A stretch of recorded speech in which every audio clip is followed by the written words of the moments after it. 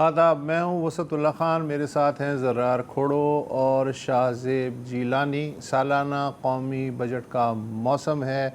कुछ देर पहले तक ये ख़बर थी आज सुबह तक के 5 जून को पेश होगा, लेकिन अब कहा जा रहा है कि 8 जून को पेश होगा। और ग़ालिबन उसकी वजह यह है कि गिलगित बल्तिस्तान में चूँकि इलेक्शन 7 को हैं, इसलिए 8 की डेट मुकर्रर की गई है। अभी बजट का चांद नज़र नहीं आया। हाँ, बजट का चांद नज़र नहीं आया है। वो बादल आए हुए हैं इलेक्शन के, उसकी वजह से।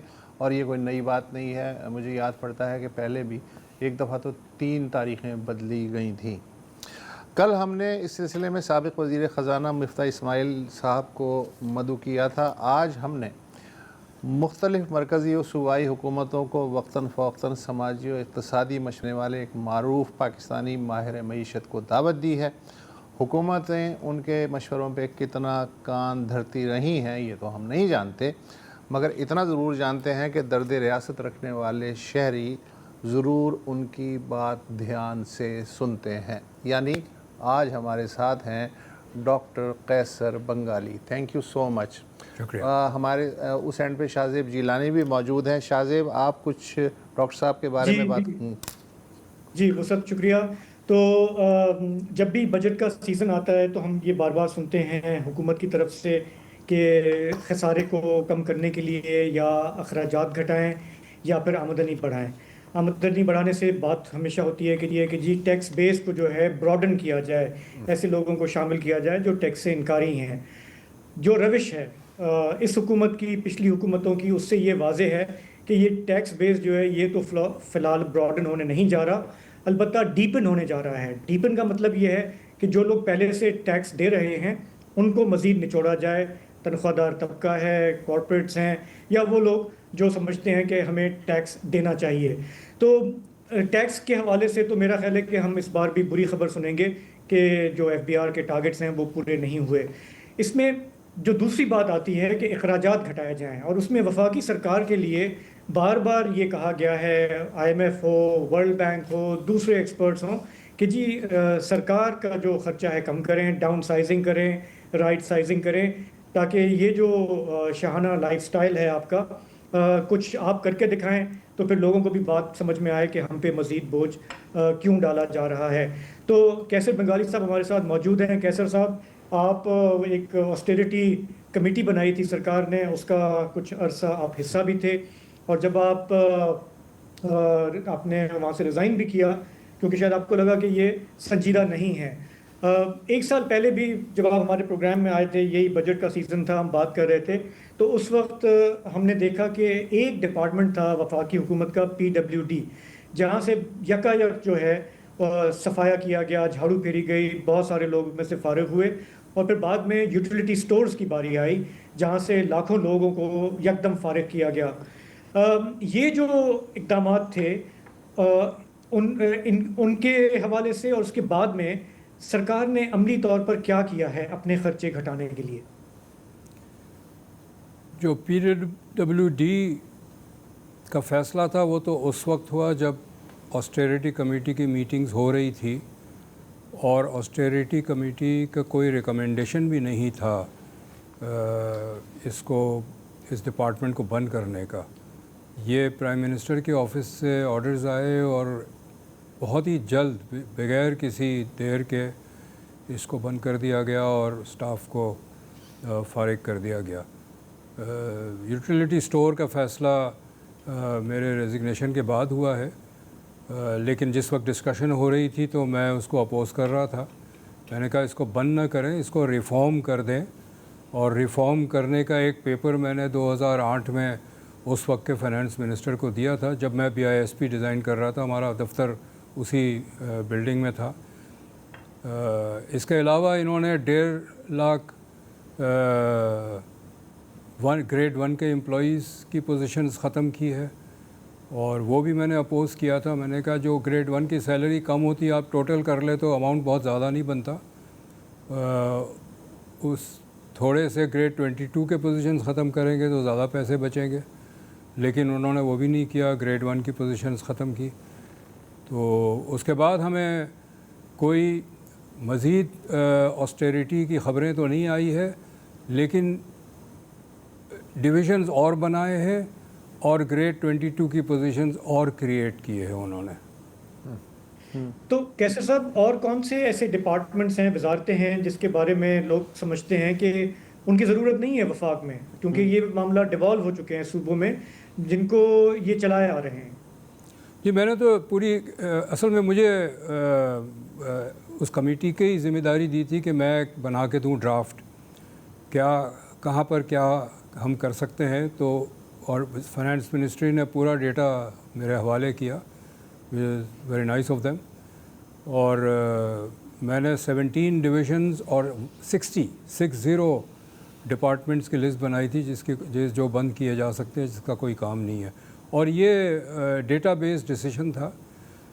मसलन थोड़ा मज़ाख़ेज़ है, एक डिपार्टमेंट या है Pakistan James and jewellery development corporation and Pakistan James and jewellery development authority, ये दो है।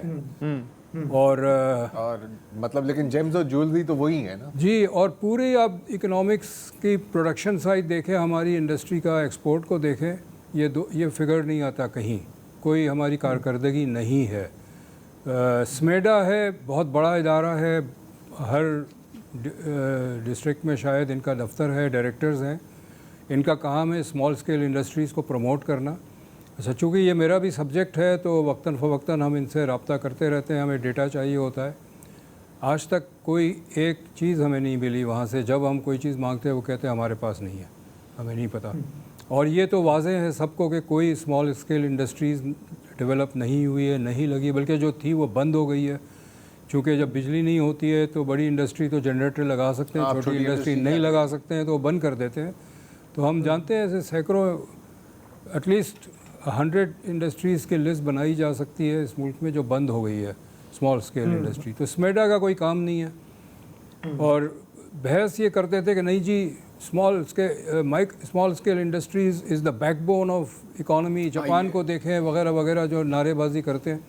मैंने कहा देखिए जी, इंडस्ट्री इसलिए नहीं लगती है कि गवर्नमेंट ने एक इदारा बना दिया, उसका एक डायरेक्टर है, उसके पास एक पजेरो है और दफ्तर है। आप इंडस्ट्रियल पॉलिसी में टैक्सेस कम करें, कॉस्ट ऑफ डूइंग बिजनेस कम करें, दूसरी फैसिलिटीज़ दें, बिजली की कॉस्ट कम करें, वो खुद ही लोग लगाएंगे चीज़ें। आपका डिपार्टमेंट बनाने से तो चीज़ें नहीं हो जाती है। लेकिन वो बज़िद थे कि ये बड़ा इंपॉर्टेंट डिपार्टमेंट है, इसको तो हम हाथ नहीं लगा सकते। तो इस तरह के, हालांकि रिजल्ट ज़ीरो है, रिजल्ट ज़ीरो है, रिजल्ट ज़ीरो है। मेरा ख्याल है कि मज़ाक़ सर, एक और मैं बात बताऊँ, एक इदारे के CEO को बुलाया कि भाई आपका इदारा 15 साल से काम कर रहा है, अभी तक तो कुछ आपने हासिल नहीं किया, तो आपका इदारा बंद क्यों ना किया जाए।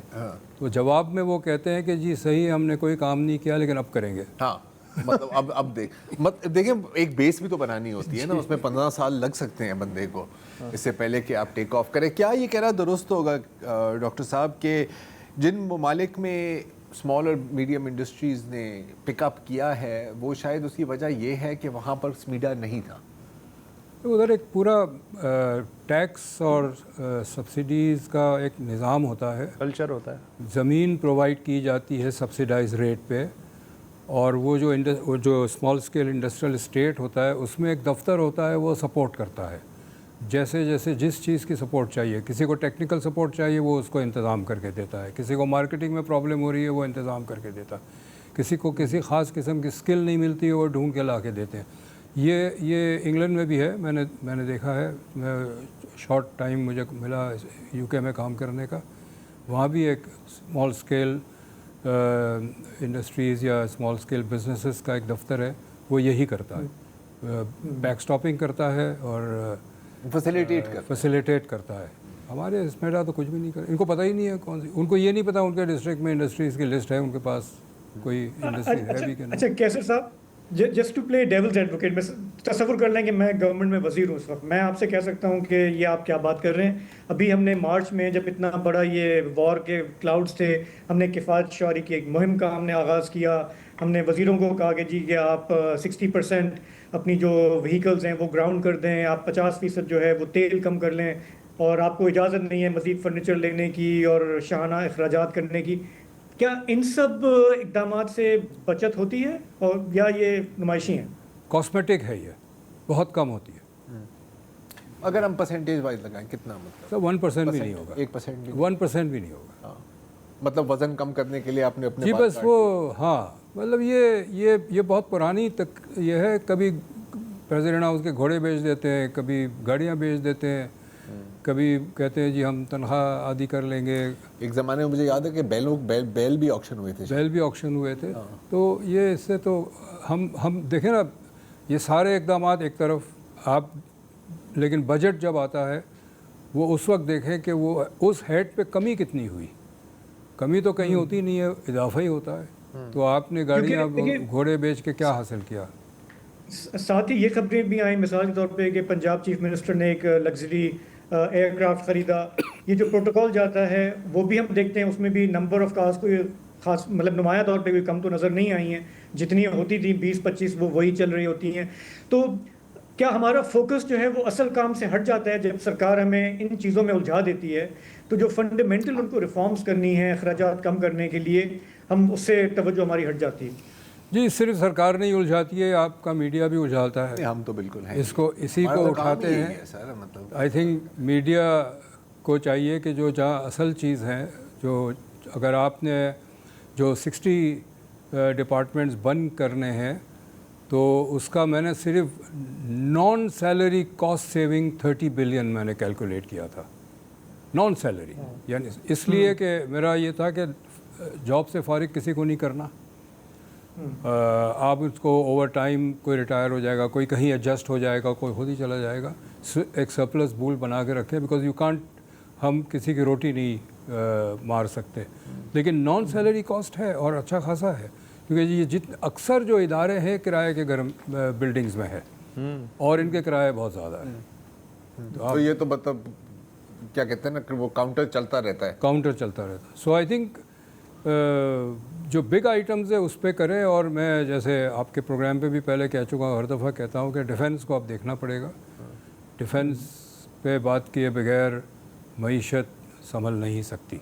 लेकिन वो कहते हैं कि सबसे बड़ा जो है वो तो इंटरेस्ट है, सूद पे चला जाता है वो। जी वो तो देखें ना, उसमें गुंजाइश नहीं है हमारे पास कोई रद्द-बदल करने की। वो एक सॉवरेन कमिटमेंट है, वो हमने पूरा करना है। लेकिन देखें इसमें यह है, मुझे 100 रुपया देने हैं वापस कर्ज़े के और मेरे पास है नहीं, तो मैं कहता हूँ अच्छा कहीं और से 100 रुपया कर्ज़ा लेके मैं वापस कर देता हूँ। कि इस साल जो मेरे अखराजात है उसमें 100 रुपये के बजाय 110 रुपया खसारा है, तो अगले साल मुझे 110 रुपया लेना पड़ेगा, 120 लेना। तो जो इस वक्त जो खसारा है उसको कम करें, तो ओवर टाइम वो जो अदायगी है कर्ज़े की वो भी कम होती चली जाएगी। वरना तो हम कर्ज़ा हर साल इजाफी कर्ज़ा लेते हैं, चूँकि हमारा जो खसारा है वो उसमें इजाफा होता रहता है। अच्छा कैसर साहब, मैंने आपसे पहले पूछा हमारी सरकार के अखराजात के बारे में, हमारे जो सिविल मिलिट्री इलीट है वो क्यों नहीं अपने खर्चे घटाते। मैं अभी आपसे पूछना चाह रहा हूँ, हमारे यहाँ बिल्कुल जो पिसा हुआ तबका है, जो बिल्कुल पॉवर्टी लाइन से नीचे है, यानी कि बेनज़ीर इनकम सपोर्ट प्रोग्राम, इस हवाले से बड़ी इस वक्त ख़बरें आ रही हैं कि वफाकी हुकूमत कह रही है कि ये भी हमारे पे बोझ है, ये हम सूबों को देना चाह रहे हैं, इसमें मसले मसाइल भी हैं। हालांकि IMF जो है वो बड़ा इसका दाई है इस प्रोग्राम का, वो चाहता है कि हम इसको मज़ीद फैलाएं, हम रुकून को भी बढ़ाएं, हम ख़ानदानों को भी बढ़ाएं, क्योंकि एक बुनियादी सेफ्टी नेट है हमारे बिल्कुल गरीब लोगों के लिए। कोई 845 बिलियन रुपीस तक ये बढ़ के आ गया है, जिससे कोई 1 करोड़ ख़ानदान मुस्तफ़ीद होते हैं, ख़ास करके ख़वातीन। ये बताएंगे कि ये फ़िलहाल शोशा है या ये गवर्नमेंट कर सकती है कि वफाक से ये ज़िम्मेदारी उतार के सूबों के हवाले कर दे। जो 4-5 महीने में था ऑस्टेरिटी कमेटी में, हर मीटिंग पे BISP का जिक्र होता था। ये हमारी फाइनेंस की ब्यूरोक्रेसी और फाइनेंस मिनिस्टर समेत इनको बहुत तंग करती है, खटकता है। वो मेरा ख्याल है रोज़ सोचते होंगे कि ये कैसे हम अपने इस बोझ को निकालें, सूबों को दे दें, ख़त्म कर दें, कोई और ले लें। और जैसे इन्होंने किया 1.5 लाख ग्रेड 1 की पोजीशन ख़त्म की, इन्होंने यूटिलिटी स्टोर ख़त्म किया। बेसिकली मेरा अंदाज़ा ये हुआ कि इस्लामाबाद के कॉरिडोर्स ऑफ पावर में एम्पैथी नहीं है गरीब लोगों के लिए और उनके मसाइल के लिए, बल्कि वो एंटी पुअर है। तो उनके लिए वो आदाद व शुमार जो IMF को दिखाने होते हैं वही अहम है, और बाकी सब वक्त ज़ाया करने वाली बात है।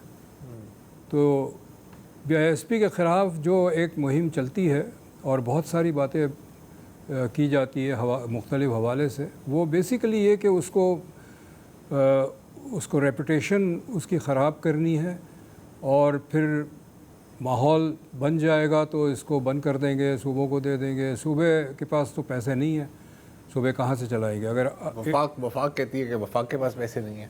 वफाक के पास पैसे तो हैं, वो इस मीडिया के लिए पैसे हैं, जेम्स एंड ज्वेलरी कॉरपोरेशन के लिए पैसे हैं, तो BISP के लिए 57% सूबे ले जाते हैं। वफाक का ये कहना है, ज़ाहिर कंटिन्यू रख रहे हैं। एक ब्रेक है, उसके बाद दोबारा इस पे बात करते हैं।